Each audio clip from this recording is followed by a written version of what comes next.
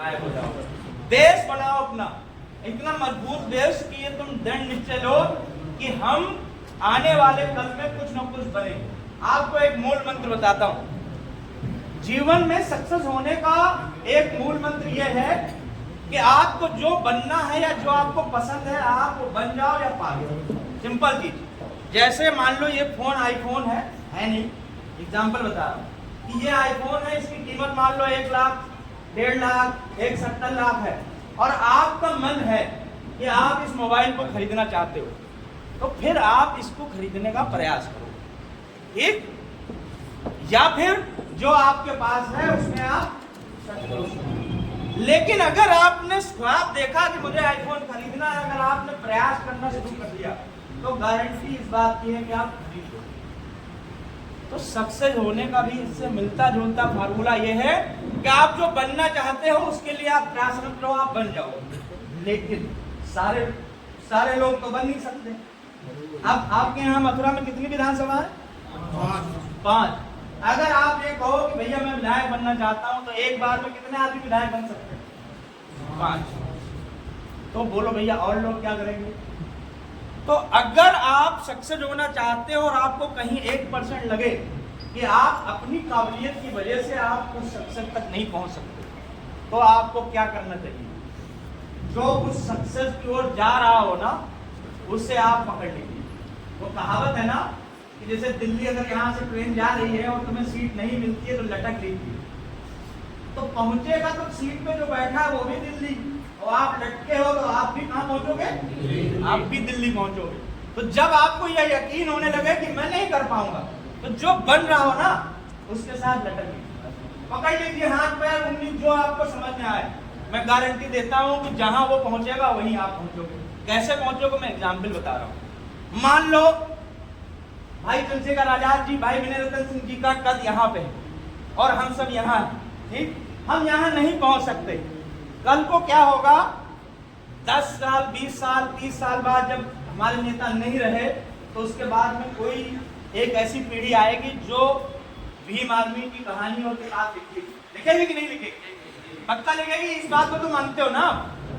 तो ऐसा तो है नहीं कि कहानी में मथुरा नहीं लिखा जाएगा, आगरा नहीं लिखा जाएगा, फिरोजाबाद नहीं लिखा जाएगा, लिखा जाएगा ना?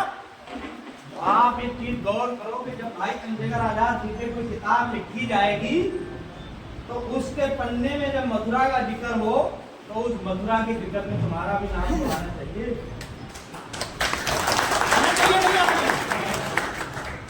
एक कहावत है ना कि फिल्म में 2 कैरेक्टर होते हैं, एक हीरो और दूसरा विलन। तो या तो हीरो बन लो और या विलन बन लो। विलन बनने के लिए आप सोच रहे हो भैया क्यों कह रहे हैं? विलन ये कि अगर हमारी विचारधारा अच्छी नहीं लग रही तो आप विलन बन लो, कोई दिक्कत नहीं। आपने ये भी देखा होगा कि फिल्म में कुछ लोग हीरो को मानने वाले होते हैं और कुछ लोग विलन को भी मानने वाले होते हैं ना? कुछ लोगों को धर्मेंद्र भी अच्छा लगता तो कुछ लोगों को अमरीश पुरी भी अच्छा लगता। रामायण आप सबने देखी और पढ़ी, सुना है। तो कुछ लोग राम को मानने वाले हैं और कुछ लोग रावण को भी मानने वाले हैं। राम की भी पूजा लोग कर रहे हैं, रावण की भी पूजा कर रहे हैं। लेकिन आपने कभी गौर किया एक तीसरा कैरेक्टर उसमें आता है क्या? विभीषण आता है। अब आप ऐसे देखो कि इस देश में राम की पूजा हो रही है, रावण की पूजा हो रही है, लेकिन विभीषण की कोई पूजा कर रहा? कैरेक्टर तो वो भी है ना। और लोग कहते हैं कि राम ने रावण को मारा नहीं, अगर विभीषण नहीं होता तो हम राम को मार नहीं पाते। तो इसका मतलब मेन को मारने वाला विभीषण ही था, लेकिन उस कहानी में वो ना हीरो है ना विलन है, वो क्या है? गद्दार। और गद्दार को हमेशा गाली दी जाएगी। तो जब भीम आर्मी आजाद समाज पार्टी की किताब लिखी जाएगी तो उसमें हीरो भी लिखे जाएंगे, विलन भी लिखे जाएंगे। जो लोग ये बारात रोक रहे हैं, जो लोग घोड़ी नहीं चढ़ने दे रहे, क्या है? ये विलन। लेकिन मैंने कहा फिर कि जो उनकी मनोप्रवृत्ति के लोग हैं वो उनको मानेंगे, बोले हमारा हीरो था, इसने घोड़ी से उतार दिया था। और तुम्हारी प्रवृत्ति के लोग मानेंगे कि हमारा हीरो है जो घोड़ी पे दोबारा चढ़वाया था। लेकिन उसी में कहीं बीच में लिखा होगा कि घोड़ी पे चढ़वाने के लिए भीम आर्मी के 10 कार्यकर्ता जा रहे थे, लेकिन उन पे हमला हो गया और वो हमला जो है भीम आर्मी के मंडल सचिव ने या फलाने व्यक्ति ने, उसका नाम कुलदीप भार्गव था, उसने करवाया। पता है आपके जीवित होते होते तो आपको गाली मिलेंगी भी, आपके मरने के बाद आपकी पीढ़ी को, आपके वंशजों को, सबको आपके नाम पे गाली गाली गाली मिलेगी। तो जीवन में आपको किस चीज से बचना है? ये विभीषण वाले पात्र से। कुछ कर पाओ तो इधर, कुछ नहीं कर पाओ तो मैंने कहा पीछे लटक लो, लेकिन कभी भी अपने हाथ से, अपने मुंह से कुछ ऐसा मत होने देना कि उस कहानी में आप गाली के पात्र बन जाओ।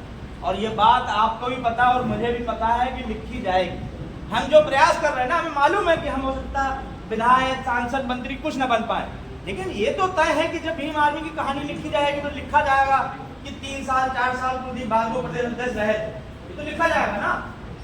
हमारे द्वारा कुछ अच्छे भी काम किए गए होंगे, वो भी लिखे जाएंगे।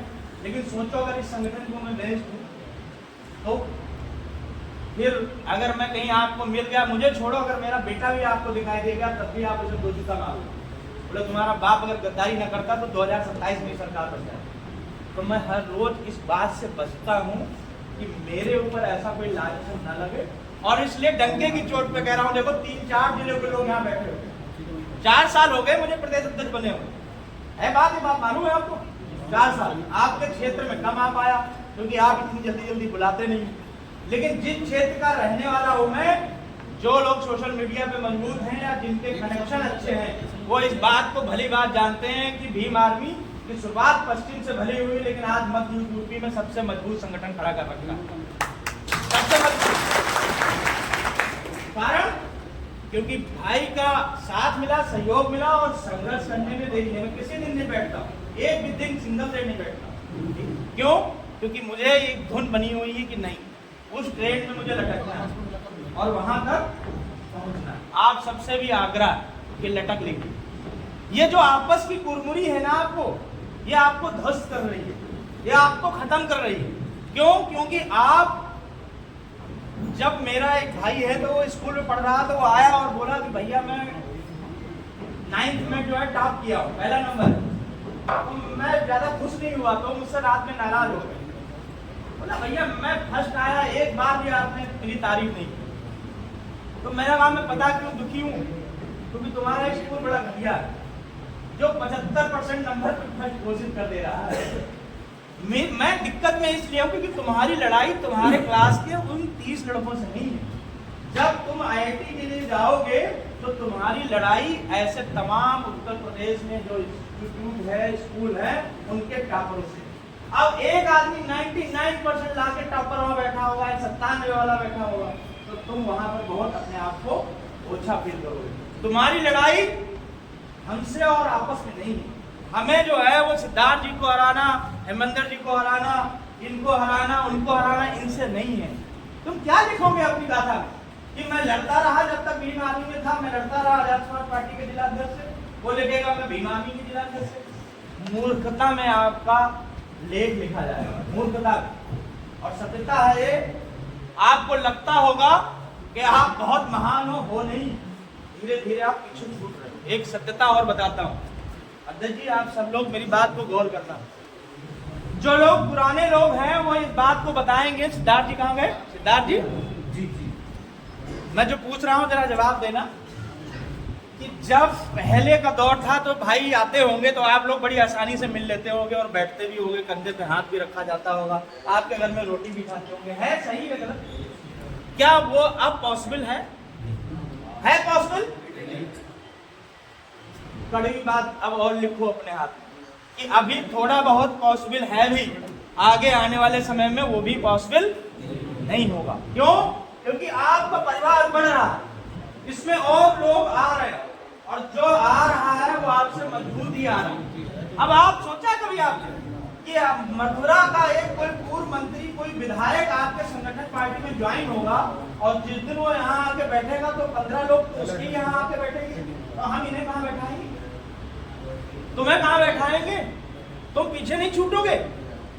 तो तुम्हें इस बात का एहसास हो ही नहीं रहा है कि हम धीरे धीरे पीछे छूट रहे हैं। और पीछे छूट रहे हो तो तुम गाली किसे दे रहे हो? नेता को, संगठन को, पार्टी को नहीं, गाली अपने आप को दो। क्यों? क्योंकि तुमने अपने आप में कोई अपडेट नहीं किया।